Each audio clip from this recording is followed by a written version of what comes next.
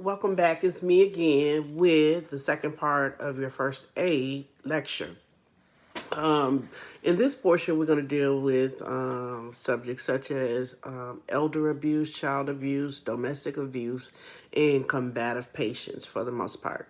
And so we're going to start off with combative patients. Also, we're going to, sorry, let me retract that. We're also going to talk about hypothermia, hyperthermia as well. Okay. And so this is part 2 of the first aid lecture. So, combative patients. So, I'm sure in healthcare we've all dealt with one or two or more combative patients, depending on the area you've worked in. But combative patients are usually patients who, for whatever reason, are experiencing some type of distress. And when we're dealing with combative patients, one of the first things we want to do is we want to understand why or assess why they are combative. It's not always because they are quote unquote bad persons, but we just need to understand what's going on and be able to assess why so that we can help them. One of the first things, again, you need to understand that sometimes the most common cause of combativeness is a language barrier.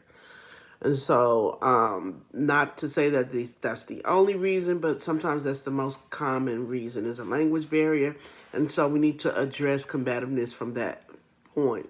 When dealing with combative patients, we want to make sure that we approach patients in what we call a non-threatening manner and a calm voice.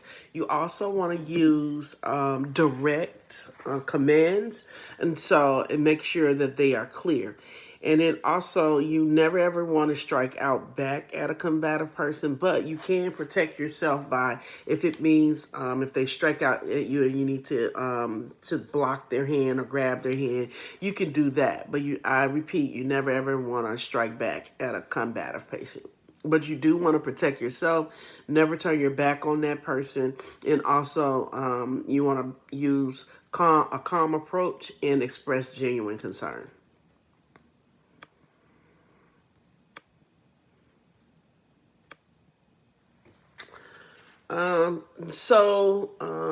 Also with combative patients, you want to, there's sometimes maybe underlying causes, maybe dementia as well. And so you want to make sure that is treated. You want to make sure that these people are receiving their medications. And also if they are in a highly stimulated area, you may want to move them to a different area, a more calm area, and decrease the stimulation in the area.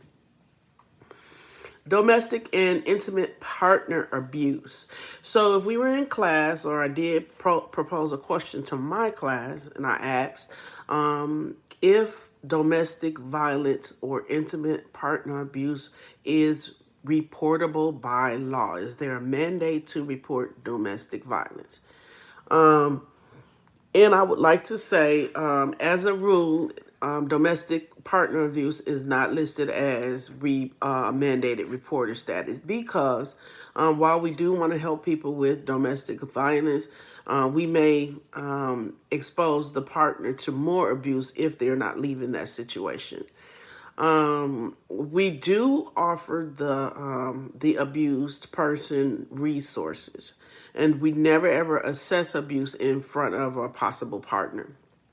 So the way we deal with that is we want to make sure that we can try to creatively get the woman or the male away from the abuser. And so maybe we need to collect a lab specimen. Maybe we need to go for an X-ray. And so we'll just simply say, "Hey, we're gonna go for an X-ray right now," and then we say to the partner, "I'm gonna ask you just to stay behind until we come back." And so at that point, you want to then address whether or not they're safe in the home or if there is abuse. Child abuse. We are, as state of Wisconsin nurses, mandated reporters of suspicion of child abuse and also elder abuse. In order to assess for that, we need to be assessing for things in the child and the older adult, such as bruises, in particular in the older adult, weight loss, considerable amount of weight loss, malnutrition, all of those different things. We want to assess for those. In assessing for those things, when we're taking reports for individuals who can speak, we want to make sure that we're establishing a rapport with them first. And what that means is we want to gain trust and let them know that they are believed. And also we want to make sure that we assess them in a non-threatening and in a respectable way. Also non-judgmental as well. We want to have a non-judgmental attitude. Um,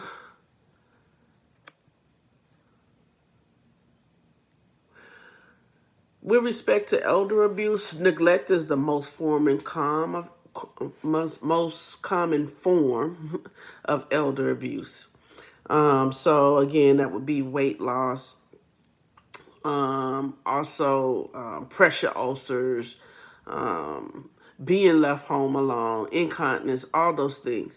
And so we need to make sure that we are able to assess that properly. But then we also want to make sure that we get the right people involved. So in Milwaukee, Wisconsin would be the Department on Aging. Also, you want to probably, if there's a social worker involved, get those people involved as well.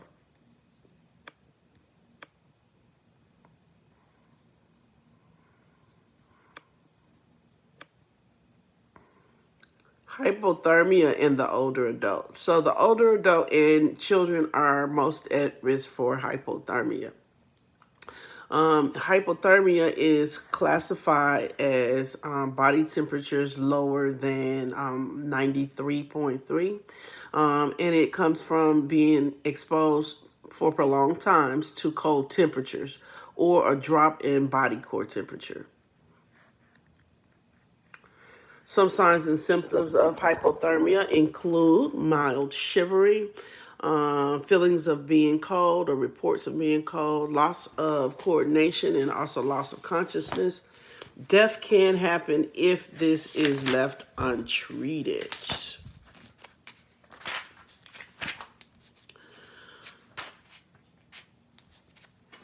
I'm looking for a page in your book that I want you to reference.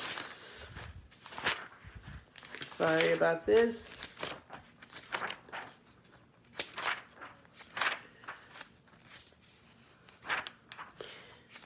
In your book, chapter 44, box 44.4, are a list of assessment questions and also criteria that we use to and teaching points that we use for patients who may be at risk or exposed to hypothermia. A couple of things you want to do is with a person with hypothermia, you want to make sure that they have a snack with them if they're stuck outside for a long time. Keep high energy snacks. Also, you want them to exercise, keep moving. You want to stress the importance of not sitting down or sitting still. Also, you want to make sure that the head is covered if they're going to be exposed to cold for prolonged times. Okay. Because of hypothermia, another big risk is frostbite. And so, what frostbite is characterized as localized injury to tissues caused by freezing. Most common sites: your fingers, your toes, cheeks, and also the nose. If a person is a victim of frostbite or has frostbite, what you want to do is make sure that you soak the body part in warm water to warm that area up. Also, you need to be able to assess for frostbite. So normally some things with frostbite you'll see is red mottled skin. There also may be a break in the skin as well. So how do we prevent frostbite? You want to, again, have the person wear warm clothes, avoid prolonged exposure to cold, and then also immerse the body part in warm water. And you want to also caution the person never to rub or massage the area. Individuals who may be intoxicated, you want to make sure that you get them to shelter right away. But because of alcohol, they may not be able to sense the temperature change, and therefore they are at risk for frostbite. Hyperthermia I'm sorry, hypothermia. Hypothermia is defined by body temperatures greater than 106. It is a disturbance in the heat control center, and it affects the young and old persons as well. So with hypothermia, we need to make sure that we're able to have the person drink lots of fluids, encourage them to stay inside during extremely warm weather, and then we have them, if they have to go outside, wear light colored clothing. If they are in the community and experience heat stroke or hypothermia, you want to make sure that they can cool themselves with water. And but once they get to the hospital, if they have temperature elevations of like 103 or greater, or change in mental status, that at the hospital we're removing layers of clothing and implementing cooling methods. Okay, we want to discontinue or DC cooling methods when the temperature gets to 102.2 because we don't want to bring that temperature down too quickly. The last topic I want to talk about is eating disorders. There's going to be two main eating disorders that we talk about, which are anorexia and also bulimia. Anorexia is characterized by individuals who are afraid to consume foods or enough food for fear of gaining weight, and usually this is affected. Individuals that are affected are individuals with low self-esteem and also mostly women. Eating disorders, particularly anorexia and bulimia, have to be treated from a psychological standpoint. So they have to be involved in mental counseling or psychotherapy.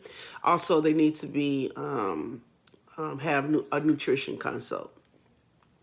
And so with nutrition consults, some of the goals of treatment are restoration of weight and also restoration of electrolyte balance. And so with these individuals, group therapy is also used in order to work on goals such as a healthy self-concept and also to make sure that they are getting proper treatment. This concludes your lecture on first aid. I'm sorry that the last part was pretty choppy. Also, make sure that you're doing your readings. I sent that over along with a study sheet for you guys. Make sure you look at that and do your studyings as you need to. Thank you and have a good day.